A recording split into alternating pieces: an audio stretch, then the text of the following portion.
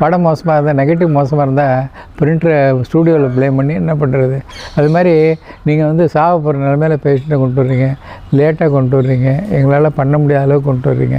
நாங்கள் வந்து எல்லாத்தையும் பண்ண முடியாது, நாங்களே வந்து எங்களால் முடிஞ்ச வரைக்கும் தான் ட்ரை பண்ணுறோங்கிறப்ப நீங்கள் வந்து எங்களுக்கு அந்த அளவில் உதவி செய்யணுங்கிறத கேட்டுக்கிறேன். இந்த அக்யூட் அப்டமனில் வயிற்றை பொறுத்த வரைக்கும் ஒன்று பர்ஃபரேஷன், இன்னொன்று ஹெமரேஜ். நம்ம லேட்டஸ்ட் ட்ரீட்மெண்ட்டு கேன்சர் பற்றியெல்லாம் இப்போ பேசலை, எமர்ஜென்சி பற்றி தான் பேசுகிறேன். ஸோ இது வந்து வயிற்றை பொறுத்த வரைக்கும் ஒன்று குடல் பொத்து போகலாம், இல்லை குடலில் வந்து அக்யூட்டாக இன்ஃப்ளமேஷன் இருக்கலாம், இல்லைனா ஹெமரேஜ் இருக்கலாம். மூணுக்குமே உங்களுக்கு சொல்லிட்டேன் சிம்டம்ஸு. உடனடியாக வைத்தியத்தை வந்து வைத்தியம் பண்ணிட்டு போங்க. அட்மிஷன் சொல்லி பயப்படாதீங்க. அவங்க என்ன செய்யணுமோ சமயத்தில் அப்சர்வ் பண்ணுவாங்க.